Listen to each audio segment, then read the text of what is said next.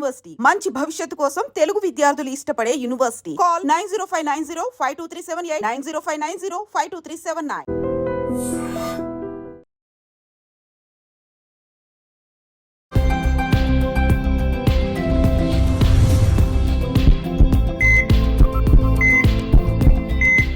నమస్కారం. మన ఆయుర్వేదం ప్రోగ్రామ్కి అందరికీ స్వాగతం. సో ఈరోజు మనతో ఉన్నారు ఒక స్పెషల్ గెస్ట్ ఆంజనేయ రాజు గారు, ట్రెడిషనల్ హీలర్ ఇంకా హెర్బలిస్ట్. సో సీజనల్ వ్యాధులతో పాటుగా ఆస్తమా అనేది ఏ సీజన్లో అయినా కానీ పేషెంట్స్ బాధపడుతూనే ఉంటారు. మరి వాళ్ళు తీసుకోవాల్సిన జాగ్రత్తలు ఏంటి, కొంచెం ఏదో సివియారిటీ ఉన్నప్పుడు వాళ్ళు తీసుకోవాల్సిన అంటే పాటించవలసిన జాగ్రత్తల గురించి ఈరోజు తెలుసుకుందాం. నమస్తే సార్. నమస్కారం. ఎలా ఉన్నారు సార్? బాగున్నానండి. సో ఆస్తమా అన్నప్పుడు చాలా మందిలో ఏంటంటే ఇన్హేలర్స్ వాడడం, అది కూడా మూవీస్ లో చూపించడం వల్లనో లేకపోతే అవునండి కొంత అవేర్నెస్ ఉంది. ఆఫ్టర్ కరోనా తర్వాత అందరికి అవేర్నెస్ వచ్చింది. ఆస్తమా పేషెంట్స్ అయితే చాలా ఇబ్బంది పడ్డారు కరోనా టైంలో. కేసులు కూడా చాలా ఎక్కువ పెరిగిపోయినాయి అమ్మా ఆస్తమా వల్ల. ఆస్తమా వాళ్ళు ఇది వరకు మేము నెలకి ఏమన్నా ఒకటి వచ్చేది, లేకపోతే 2 నెలలకు ఒక కేసు ఉండేదండి. ఇప్పుడు పెరిగిపోయాయి అంటున్నారు. చాలా ఎక్కువ అన్నమాట. ఇప్పుడు మాకు కనీసం ఒక నెలలో 10 నుంచి 20 మంది ఫోన్ చేస్తున్నారు అమ్మ మందుల కోసం, ఆత్మా పేషెంట్స్. అంటే ఈ లంగ్ ప్రాబ్లం అనేది ఈ కరోనా వచ్చిన తర్వాత పెరిగిపోయిందనే నేను అనుకుంటున్నాను అమ్మ. ఎందుకంటే డాక్టర్లు చెప్పడం కూడా కరోనా అనేది లంగ్స్కి వస్తుంది అంటున్నారు కదా. అది మనకి తెలిసో తెలియకో అందరినీ టచ్ చేసి వెళ్ళిపోయింది అనేది నా భావన. అనేక వీడియోల్లో ఇదే మాట చెప్తున్నాను నేను. ఎందుకంటే మా మెడిసిన్స్ వాడితే ఉపశమనం అనేది వితిన్ 1 మంత్లోనే ఎన్నో మిరకిల్స్ జరిగాయమ్మా. ఇప్పుడు అదే రిజల్ట్ రావాలంటే 3-4 నెలలు పడుతుంది. అదే మందు ఇస్తున్నాం, అదే ఫార్ములా ఇస్తున్నాం, ఆ విధంగానే తయారు చేస్తాం. అయినా కూడా ఆ మందు మేము అనుకున్న రిజల్ట్ ఏదైతే ఫలితం వస్తుంది అనుకుంటున్నామో ఫలితాలు రావట్లేదు. చేత ఉపశమనం కావాలి అన్నప్పుడు ఏంటంటేనమ్మా, ఆస్తమా అనేది లంగ్స్కి సంబంధించింది కాబట్టి మన శరీరంలో ప్రాణ అనే దాన్ని ఏమంటాం అమ్మా, ఆక్సిజన్నే కదా. ఆక్సిజన్ మన బాడీలో ఉంటేనే ప్రాణం ఉన్నట్టు. ఆక్సిజన్ లేకపోతే ప్రాణం లేదు. మన శరీరానికి ఆక్సిజన్ ఎంత ఇంపార్టెంటో ఆ శరీరంలో ఉన్న అణువులు, సెల్స్ ఏవైతే ఉన్నాయో ప్రతి సెల్కి ఆక్సిజన్ కావాలి. ప్రతి సెల్కి ఆక్సిజన్ అందినప్పుడు ఆ మనిషికి జబ్బు అనేది రాదు. ఇలా ఆక్సిజన్ అందకపోవడం వల్లనే ఆయా రిలేటెడ్ అంటే బాడీకి సంబంధించిన ఏవైతే బాడీ పార్ట్స్ ఉంటాయో ఆ డిసీజెస్. ఇప్పుడు మీకు ఒక ఆర్గన్లో ప్రాబ్లం వచ్చిందండి, సపోజ్ ఒక మోకాలు నొప్పి వచ్చింది మీకు. మోకాలు నొప్పి ఎందుకు వస్తుంది? ఈ మోకాలు చెయ్యి దగ్గర ఉన్న నరాల సిస్టానికి బ్లడ్ ఫ్లో సరిగ్గా లేదమ్మా. బ్లడ్ ఫ్లో ఉన్నప్పుడు బ్లడ్ తోటి పాటు ఆక్సిజన్ అనేది అక్కడికి సప్లై అయినప్పుడు ఇక్కడ ఉన్న సెల్స్ చాలా హ్యాపీగా ఉంటాయి, మీకు శక్తి కూడా తగ్గదు. ఎప్పుడైతే ఆ నరాలు జామ్ అవటమో, బ్లాక్ అవటమో, వాల్స్ పనిచేయకపోవటమో, దానివల్ల అక్కడికి బ్లడ్ ఫ్లో వెళ్ళలేదు అనుకోండి, అప్పుడు ఆటోమేటిక్గా ఏమవుతుంది, మనకి ఆక్సిజన్ మనమేంటే ఆ సెల్ కూడా మన భాగంలో, మన శరీరంలో భాగం అనుకోండి. ఎప్పుడైతే దానికి ఆక్సిజన్ అందలేదో అవి చనిపోతాయి. చనిపోయినప్పుడు ఏమైంది, అక్కడ బ్లాక్ ఉంది. అవి బయటకు రావడానికి బాడీ బయటికి తీసుకొచ్చేసి కొత్త ఫ్లో పంపడానికి లేదు. కొత్త ఫ్లో వెళ్ళకపోవడం వల్లే ప్రాబ్లం స్టార్ట్ అయింది. అది పెయిన్ ద్వారా మనకు తెలియజేస్తుంది, ఇక్కడ నాకు ఇబ్బంది ఉంది మీరు చూసుకోండి అని. మనం దాన్ని పట్టించుకోం. ఒక పెయిన్ కిల్లర్ వేస్తాం, లేకపోతే ఒక ఆయింట్మెంట్ రాస్తాం, టెంపరీగా తగ్గిందని వదిలేస్తాం. కానీ అసలు మెయిన్ ప్రాబ్లం ఎక్కడుంది? లంగ్స్ ఏ ఆక్సిజన్ అయితే బ్లడ్లో మిక్స్ చేసినాయో ఆ బ్లడ్ ద్వారా ఆ ఆక్సిజన్ అక్కడికి వెళ్ళకపోవడం వల్ల ప్రాబ్లం. అంటే లంగ్స్ అనేది ఎంత ఇంపార్టెంట్, ప్రతి అవయవం ఇంపార్టెంటే కాదంట్లా, దేని పని దానికి ఉంది. కానీ ఈ అవయవాలన్నీ బతికుండాలి, మనిషి బతికుండాలంటే ప్రాణ అంటే ఓన్లీ లంగ్స్. ఆక్సిజన్ అంటే ఏంటమ్మా? ప్రాణ. ప్రాణ అంటే ఏంటి? ఆక్సిజన్. అలాగే పూర్వం చూడండి, ఎవరైనా పోతే చిలక ఎగిరిపోయింది, లేకపోతే హంస ఎగిరిపోయింది, పోయాడు రా అంటారు. హంస అని దేన్ని అంటారంటే యోగశాస్త్రంలో శ్వాసని హంస అంటారు. ఎగిరిపోయింది హంస అంటారు కదా, నవ్వుతాని పల్లెటూరులో ఈ బాగా ఎక్కువ మాట్లాడతారు ఈ వర్డ్. హంస అంటే శ్వాస. శ్వాస ఎగిరిపోయింది అంటే శ్వాస ఆగిపోయింది. దాని వెనకాల ఇంత అర్థం ఉందన్నమాట. మన హంస ఎగిరిపోయిందంటే ఇటు జోక్ చేస్తున్నాడు అనుకుంటాం తప్ప దాని వెనకాల ఏమున్నది మనం ఆలోచించాం. ఈ హంసక్రియ అని కూడా అంటారు శ్వాసక్రియని కొంతమంది. ఈ శ్వాస ఆడినంతసేపే మీలో ప్రాణం ఉంది, మీలో ఆత్మ ఉంది. ఎప్పుడైతే మీరు చనిపోయారో అది బయటకు వెళ్ళిపోతుంది. అందుకు మీ శరీరం ఆరోగ్యంగా ఉండాలి, మనం బ్రతికి ఉండాలి అంటే శ్వాస, ఊపిరితిత్తులు, ఆక్సిజన్ అనేది మోస్ట్ ఇంపార్టెంట్. 72,72,20,220 నరాలు ఉంటాయమ్మా మీ బాడీలో. అమ్మో, పొల్లు పోకుండా చెప్తున్నారు సార్. అన్ని వాటికి కూడా ఈ ఆక్సిజన్ అనేది త్రూ బ్లడ్ అందాలండి.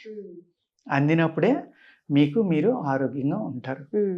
యోగులు ఏం చేస్తారు, ఆ శ్వాసని ఇక్కడ ఊపిరితిత్తులతోటి పాటు శ్వాస గురించి కూడా ఒక రహస్యం చెప్తానమ్మా. మీరు పుట్టగానే ఇన్ని శ్వాసలు అని లెక్క మీకు. అన్ని శ్వాసలు అయిపోయాక మీరు చనిపోతారు.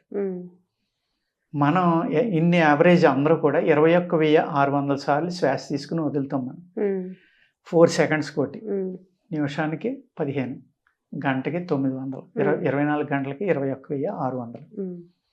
యోగులు ఋషులు ఏం చేస్తారంటే ఈ శ్వాసను పొడుగు చేసేస్తారు. 4 సెకండ్లు చేసి శ్వాసని 44 సెకండ్లు, 400 సెకండ్లు, 4,000 సెకండ్లకు కూడా తీసుకుపోయే యోగులు ఉంటారు. ఎప్పుడైతే ఈ శ్వాసను దాహేసుకున్నారో వాళ్ళ జీవితం పెరిగిపోతున్నాము లెంగ్త్. మనం 100 ఏళ్ళు బతికితే 4,000 సంవత్సరాలు బతకొచ్చు, 400 కావాలంటే బతకొచ్చు, 2,000 కావాలంటే బతకొచ్చు. మనం ఏమంటామంటే ఆయన ఎవరో ఉన్నారంట, ఋషి యోగి త్రైలింగ స్వామి, బాగా అందరికీ తెలుసు. లేకపోతే మన ఇందిరాగాంధీ, ఆ తర్వాత టైంలో అయితే దేవరహ బాబా అని, మొన్న అలహాబాద్లో ఎక్కడైతే కుంభమేళా జరిగిందో అక్కడ ఒక తాటాకు పాక బాగా ఒక 9 అడుగులు 10 అడుగులు కర్రల మీద ఒక పాక ఉంటే ఆ పాక మీద కూర్చునేవారు అనమాట. 7 అడుగులు అంట ఆయన హైట్. ఇందిరాగాంధీ వెళ్ళినా కూడా దీవించమంటే కాలు ఆ అరపు నుంచి తీసి నెత్తిమే పెడతారు ఆయన. అదే దీవెన అనమాట. ఆయన వయసు 350 సంవత్సరాలు అని చెప్పేవారు. అలాగే త్రైలింగ స్వామి అని కలకత్తాలో కాశీలో ఉండేవారు. ఆయన కూడా 300 పైనే అని చెప్పేవారు అనమాట. అంచేత ఏంటంటే ఇలాగా వాళ్ళు ఆ శ్వాస అనేది దాచేసుకోవడం వల్ల వాళ్ళ లైఫ్ స్పాన్ పెరిగిపోతున్నాం. ఇప్పుడు మనం ఏం చేస్తున్నాం, పొల్యూషన్ పెరిగిపోయింది, ఆహారంలో పొల్యూషన్, క్లైమేట్లో పొల్యూషన్ వల్ల. ఇప్పుడు హైదరాబాద్లో ఒక దేంట్లోనూ సిగరెట్ కాల్స్తే ఒక పబ్లిసిటీ చూస్తాం మనం. స్పాంజిని పిండితే నల్లగా కారుతుంది అందులోంచి, మన లంగ్స్ ఎలా ఉంటాయి అన్నట్టుగా చూపించారు వాళ్ళు. నిజంగానే హైదరాబాద్లో మన లంగ్స్ అలా ఉంటాయి. అంత పొల్యూషనే కదా, వాహనాలు విపరీతంగా పెరిగిపోయినాయి. అందుచేత ఈ ఊపిరితిత్తుల్ని జాగ్రత్తగా ఉంచుకోవడం అనేది చాలా అంటే చాలా ఇంపార్టెంట్. యోగులు కూడా ఇప్పుడు పత్రిజీ చెప్పారు శ్వాస మీద ధ్యాస ఉంచని. యోగులు ఋషులు యోగా చెప్పేవాళ్ళు ఎవరైనా ప్రాణాయామం ప్రాణాయామం ప్రాణాయామం. ఎందుకు ఇంత గొప్పగా ప్రాణాయామం గురించి చెప్తారు అంటే కారణం అదే. మన శరీరంలో ఉన్న సెల్స్ అన్నీ బతికుండాలి, మన శరీరంలో ఉన్న అవయవాలన్నీ ఆరోగ్యంగా ఉండాలి అంటే ఈ శ్వాస అనేది పెర్ఫెక్ట్గా ఉండాలి. ఆ శ్వాస అనేది మనం మంచి ఆరోగ్యమైన వాతావరణంలో, ఆక్సిజన్ ఎక్కువ దొరికి వాతావరణంలో ఉండి ఈ ప్రాణాయామం చేస్తే అద్భుతమైన ఫలితాలు వస్తాయి. అందుకోసమే హిమాలయాలకు వెళ్ళిపోవడం యోగులు ఋషులు సాధకులు అందరూ ఒంటరిగా ఉన్న ప్రదేశం అడవుల్లోకి వెళ్ళిపోవడానికి కారణం ఏంటంటే అడవిలో పెద్ద పెద్ద మహావృక్షాలు ఉంటాయి, పొదలు ఉంటాయి, మొక్కలు ఉంటాయి, చెట్లు ఉంటాయి, అన్నీ ఉంటాయి, గడ్డి ఉంటుంది. అక్కడ మోర్ దెన్ 90% మనకి ఆక్సిజన్ దొరుకుతుంది. పూర్వకాలం అయితే 100కి 100 దొరికిదేమో, ఇప్పుడు అక్కడ కూడా దొరకదేమో, ఒక 90 దొరుకుతుందేమో నేను అనుకోవడం. అక్కడ కూడా 10% పొల్యూషన్ ఉండొచ్చు, ఈ భూమి మొత్తం చుట్టేసింది కాబట్టి. ఆస్తమా తగ్గడానికి వాళ్ళు ఎలాంటి జాగ్రత్తలు తీసుకోవాలి? ఎప్పుడైతే ఈ లంగ్స్ ప్రాబ్లం వచ్చిందో అది అలా ముదిరిపోయి కాఫ్ కోల్డ్ తగ్గకుండా కొన్నాళ్ళు వచ్చి ఆ తర్వాత ఆయాసం రావడం, ఈ శ్వాసనాళాలు ఏ అయితే ఊపిరితిత్తులకి వెళ్తున్నాయో అవి సన్నగించిపోతాయి. ఆ సన్నగించడం వల్ల ఏమవుతుందంటే అక్కడ కఫం చేరిపోవటం, ఫ్లమ్ చేరిపోయి జామ్ అవటం వల్ల చాలా ఇబ్బంది పడుతూ ఉంటారు వాళ్ళు. ఎంత భయపడతారంటే ఇప్పుడు మోడర్న్ దాంట్లో పఫ్ అని వచ్చింది, అది కొట్టుకుంటే వెంటనే క్లియర్ అవుతుందమ్మా. కానీ మన ఆయుర్వేదంలో ఏంటంటే హారతికర్పూరం ఉంది కదా, హారతికర్పూరం తీసుకుని బియ్యంలో కలిపి బాగా నలిపి, ఎందుకంటే బియ్యంలో నలపడం ఎందుకంటే ఆ బియ్యం ఆ స్మెల్ని తీసుకుని ఎక్కువసేపు వస్తుంది. లేకపోతే హారతికర్పూరం ఏమవుతుందంటే డైరెక్ట్గా పీల్చడం వల్ల ఆ స్ట్రాంగ్ స్మెల్కి కొంతమందికి ముక్కులో పుండు కింద అయ్యి బ్లడ్ కారటానికి అవకాశం ఉందన్నమాట. ఎప్పుడైతే మనం బియ్యంలో కానీ ఎవల్లో కానీ గోధుమల్లో కానీ కలిపి బాగా నలిపి దాన్ని ఒక పొట్లం కింద కట్టుకుని దాన్ని వాసన చూశారనుకోండి, ఆటోమేటిక్గా మీ శ్వాసనాళాల్లో ఉన్న క్రిములన్నీ తగ్గి చనిపోయి అవి మీకు ఊపిరి ఆడడానికి అవకాశం ఉందన్నమాట. పూర్వం ఏం చేసేవారండి, ఇంగువ ఇది కలిపి ఒక మాత్ర కింద చేసి ఇంకా క్యాంఫరమ్మ కర్పూరం. అంటే కర్పూరం అంటే భీమసేన కర్పూరం అని ఉంది, అది తినొచ్చు. పచ్చ కర్పూరం అంటాం కదా, స్వెట్లు వేస్తారు, ఆ కర్పూరం అండి, ఈ కర్పూరం కాదు. మనం ధూపం ఇచ్చే కర్పూరం కాదు, ఇది కెమికల్ ఉంటుంది ఇందులో. ఓకే. అది శుద్ధి చేస్తారు. వంట చేసి ఇదే కర్పూరాన్ని అనేక చక్కని కుంకుమ పువ్వు లాంటివి ఇలాంటి అనేక ఔషధాలను వేసి దాన్ని వంట చేసి చేస్తారమ్మ. అది 2 వంటలు చేసిన కర్పూరం దొరికితే చాలా మంచిదని ఆయుర్వేద శాస్త్రంలో చెప్తారు. అది కొంచెం yellowish రెడ్ ఉంటుంది అనమాట, అంటే పచ్చకర్పూరం చేసి వండింది, చక్కని సువాసన వస్తుంది. అటువంటి కర్పూరాన్ని కనుక మనం కలుపుకుని ఇందులో వాసన చూడడం, లేదు ఆ కర్పూరం శుద్ధి చేసిన ఇంగువను ఏం చేయాలంటే నేతిలో వేపిస్తే పేలాల్లాగా పొంగుతుందమ్మా ఇంగువ. అప్పుడు అది శుద్ధి అయినట్టు. డైరెక్ట్ ఇంగువ వాడుకోకూడదు, మనం తెలియక డైరెక్ట్గా వాడుకుంటూ ఉంటాం. ఇంగువ కూడా చెట్టు జిగురమ్మ, అది ప్లాంట్ నుంచి వచ్చిన ఎక్స్ట్రాక్ట్. అది కూడా అది ఒరిజినల్ అయితే చాలా కాస్ట్ ఎక్కువ ఉంటుందమ్మా, 8 నుంచి 10,000 ఉంటుంది కిలో. మనకి మిక్స్ చేసింది కాబట్టి కిరాణా కొట్టులోకి వెళ్ళినా ఎంత ఇంగువ ఇవ్వమంటే ఇస్తాడు. యాక్చువల్గా ఆ ప్రైస్కి ఇంగువ రాదు. ఎంత ఘాటుగా ఉంటుందంటే అది మీరు 4-5 ప్యాకులు చేసినా కూడా పైకి వాసన వస్తూ ఉంటుంది. అది ఒరిజినల్. అంటే డబ్బాలో పెడితే వాసన రాదు ఉందో చూడండి, అందులో ఇంగువ పర్సంటేజ్ 10-20 ఉంటుంది. అటువంటి ఇంగువని మీరు ఒరిజినల్ తీసుకుని దాన్ని చిన్న ముక్కలుగా చేసి నేతిలో వేపిస్తే పొంగుతుంది. అది హార్ట్ కర్పూరం. 2 కలిపి మీరు చక్కగా మాత్ర కట్టుకుని తింటే కనుక ఎమర్జెన్సీ అనేది లేకుండా వెంటనే చక్కగా పనిచేసి తగ్గుతుందండి. ఓకే. ఈ ఆస్తమా అనేది పెద్దవాళ్ళకంటే ఇంతకు ముందు ఉంటే ఇంట్లో అలా ఏమైనా వస్తుందా సార్? అలా ఏం పెద్ద అంటే ఎలర్జీలోదమ్మా ఇది. ఆస్తమా ఉంటే కనుక అందరికి అంటుకోవడానికి అవకాశం ఉంది. ఎందుకంటే బ్రాంకల్ ఎలర్జీ కదా ఇది. ఇది అంటువ్యాధి కిందే లెక్క ఆస్తమా అనేది. టీబీ అనేది ఇంకా ప్రమాదం కాబట్టి టీబీ శానిటోరియంలు అనేది సిటీకి ఎక్కడో దూరంగానే, ఊరికి దూరంగానే, ఒంటరి ప్రదేశంలో, కొట్ట మీద, కొండ మీద, అడవి మధ్యన పెట్టివారు. ఎందుకంటే మంచి ఆక్సిజన్ కూడా దొరుకుతుంది వాళ్ళకి అక్కడ. Plus at the same time అంటువ్యాధి బయట వాళ్ళకి రాకుండా ఉంటుందని దూరంగా పెట్టివారు. ఇప్పుడు అది చాలా వరకు తగ్గింది, ఇబ్బంది లేదు. కానీ ఇప్పుడు వస్తుంది మళ్ళీ. కానీ టీబీ వచ్చితే మట్టి కంపల్సరీగా జాగ్రత్త తీసుకోవాలమ్మా, లేకపోతే ఇంట్లో అందరికీ వస్తుంది. వాళ్ళు తిన్న ప్లేట్ తిన్నా, వాళ్ళు వేసుకున్న బట్టలు వేసుకున్నా, వాళ్ళ దువ్వెన వాడినా, వాళ్ళ చెమట ద్వారా కానీ ఇంకోటి కానీ రావడానికి అవకాశం ఉంది. 100% వచ్చేస్తుంది, కానీ అవకాశం ఉంది. మనలో ఇమ్యూనిటీ బాగున్నప్పుడు అంత తొందరగా రాదు. కానీ చాలా ప్రమాదకరమైన బ్యాక్టీరియా వైరస్ టీబీ వైరస్. అలాగే ఆస్తమా కూడా కొన్ని రకాలు అంటుకుంటాయి. దానివల్ల కూడా ఇంట్లో వాళ్ళకి ఎలర్జీలు రావడానికి కూడా అవకాశం ఉంటుందండి. అందుకని ఇది వాడుకోవచ్చు. లేదు వచ్చిన కొత్తలో మీకు కాఫ్ కోల్డ్ ఉంది తగ్గట్లా, ఒక నీరుల్లిపాయ తీసుకోండి అమ్మ, దాన్ని సన్నటి ముక్కల కింద కట్ చేయండి, దాన్ని కచ్చిఫ్లో పెట్టండి, బాగా నలిపి వాసన చూడండి. ఫస్ట్ 2 సార్లు బాగా ఘాటుగా అనిపిస్తుంది, ముక్కులు అన్ని మండిపోతాయి. ఆ మండినప్పుడే మీ గొంతు దాకా ఉన్న బ్యాక్టీరియా టక్మని చనిపోతుంది.